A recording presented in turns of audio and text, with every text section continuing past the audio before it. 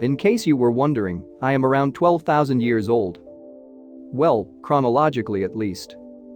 My body was frozen during the last ice age. Biologically though, I'm technically only 23 years old. I wasn't really told where I was found, but anyways, here's my story. I was defrosted 4 years ago. I was biologically 19 at the time. I don't know how they resuscitated me, but they managed to wake me up from the cryo-sleep I was in. I wake up on a giant rock, surrounded by grass everywhere. As any sane caveman would, I started panicking, not knowing what the hell was going on. As I walked around cautiously, I bump into, well, air. I later would come to know that it was just a painted wall.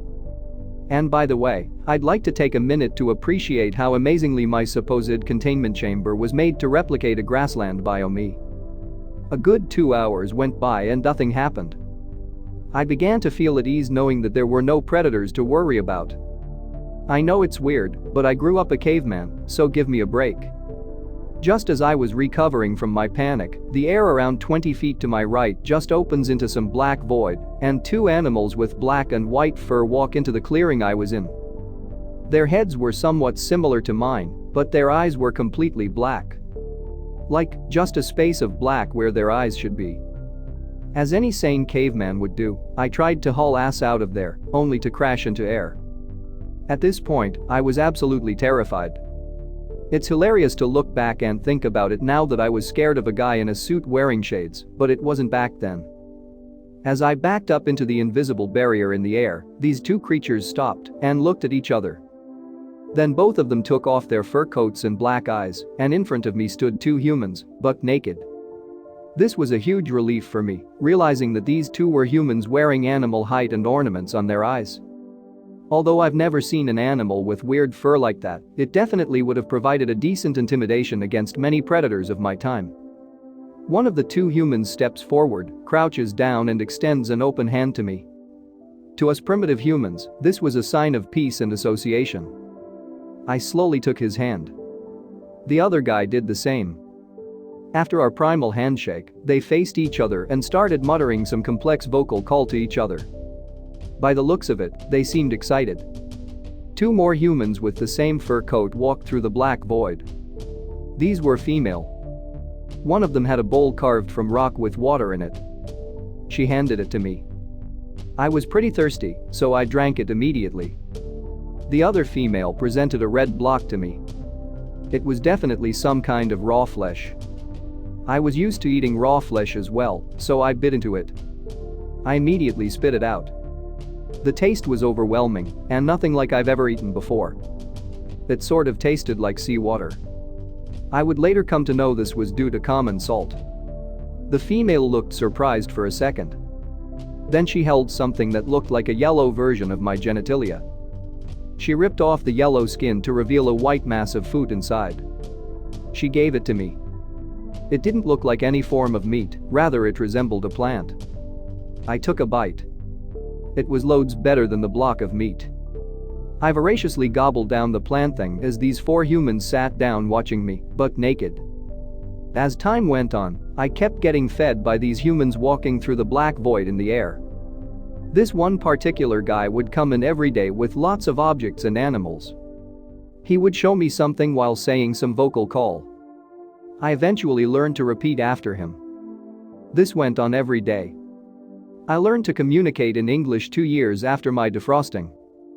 As the months passed, I was eventually taken through the black void, which was just a door leading to a dark hallway.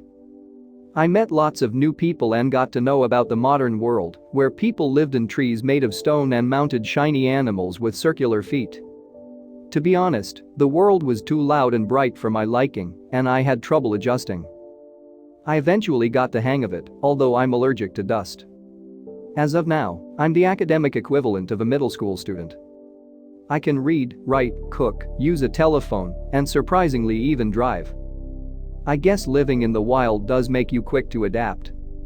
Anyways, now I'll tell you about life during the Ice Age. My memory is a bit hazy, but I remember some important stuff. I was born into a tribe which lived next to a forest. We had a cave for shelter. Behind the cave, around half a mile away, lay a big lake. In front of the cave, a few miles away through a vast stretch of grassland, lay a big valley. We often found prehistoric deer grazing throughout the expanse of grass. At the bottom of the valley, an occasional mammoth would pass by. We considered them as last resort meat, given how aggressive and dangerous they were. I was born a hunter, given the history of my forefathers. The most badass of them all had to be my grandfather. Word has it that he went toe-to-toe against 2 cave bears alone. And trust me, cave bears are no joke. Those guys could definitely take on a pack of deer wolves or saber-tooths to steal their kills. I was taught to hunt and kill by my grandfather at a very young age. I was lucky to have been trained though, as my adventurous nature led me into dangerous situations. Like that one time I was chased by a pack of baboons. Anyways, at least I was athletic enough to outrun some of the threats out there. Many young children usually fell prey to opportunistic wolves or terror birds. Needless to say, most of my life revolved around hunting, running away, and training with grandfather. That's just how life was in those days. You had to eat. You had to survive. I guess even those carnivores had to feed themselves. Can't say I blame them. But there are some things in this world that I believe are pure evil. These very things are the reason my father died. His death happens to be the most vivid and terrifying memory I have. It happened when I was about 6 winters old. I was running around in the forest while my father collected anything edible from the area. I used to spend time with my father like this, playing and running around while he attended to his errands. I heard my father shout, waving me over. I ran over and embraced him. I looked up with a smile. He looked back, smiling through his full black beard. He pointed in the direction of the cave and proceeded to walk away. I looked on as he headed towards the cave. I didn't want to return just yet, so I decided to explore, as usual. I walked deeper into the forest until I reached the edge of the bright side. In front of me was a dark canopy. The trees were tall with widely spread out leaves, which allowed very little light to the forest floor. The elders had forbidden anyone to enter this section of the forest. They never really gave a reason, and I was dying with curiosity. I stepped into the woods. It took me a minute to get adjusted to the dark. I started exploring immediately. It took me a while to realize that I went in too deep. As I turned back to head home, a primal, instinctual fear deep within my being overcame me. I didn't dare move or make a sound. It felt as if one sound from me would mean my death. I didn't know what to do. I wanted to run, but my body wouldn't cooperate. Suddenly, I felt something grab me and cover my mouth. Whatever it was ducked behind a big rock with me. I looked at the figure. It was my father. I had never seen my father as terrified as he was right now. We heard twigs and tree branches snapping in the distance. I tried to peek from behind the rock. All I saw was the dark outline of trees and a black bipedal figure trudging around 300 feet away from us. It was heading in our direction. My father seemed calm, but I knew that deep down, even he was scared stiff. Father motioned towards the edge of the dark forest from where I entered. We started to crouch walk cautiously towards the edge. My father stopped dead in his tracks. He looked up at the treetops. I followed his gaze and almost gasped at the sight. It was another dark figure. It had climbed up a tree and started sniffing. It was only a matter of time they found us. We looked back, deep into the forest. The first creature was still looking around. I still felt we could escape. That's when the creature turned to face us, and I could see a pair of menacing red eyes glaring straight at us. My father immediately grabbed me and ran sideways, trying to move around the second creature and towards the edge of the forest.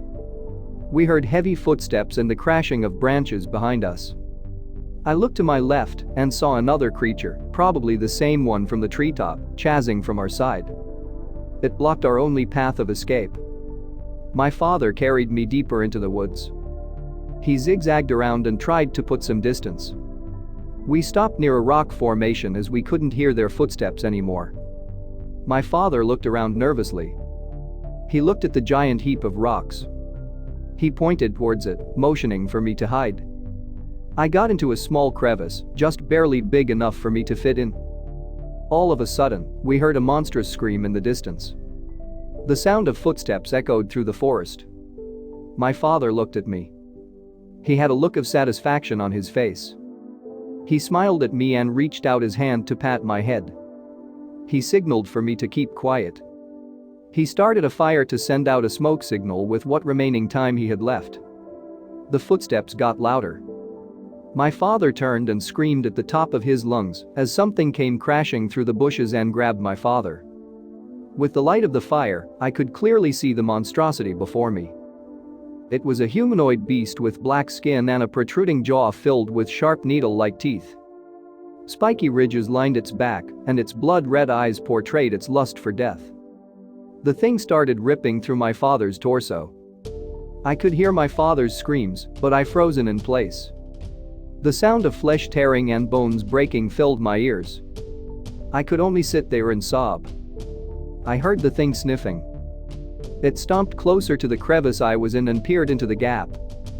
If I hadn't moved deeper in out of its line of sight at the last second, I would have ended up like my father. I could see the thing's face up close. The gaze of its eyes forever burned within my soul. After a few seconds, it retreated and let out a deafening scream. I heard it stomp away, but I didn't move. I waited for what felt like hours until I heard the voice of my grandfather whisper to me. I looked up and saw him crouched in front of the crevice. He carried me home. I heard the sound of twigs snapping occasionally, but I never saw the creature again. Back at the village, everyone surrounded me. My mother held me in her arms as all I could do was cry. Everyone was eager to know what happened. My grandfather simply stood at the clearing, staring at the woods. Then, something came flying from the woods and landed in the clearing. I looked at the object. It was a head. My father's head. The look of terror still glued to his face.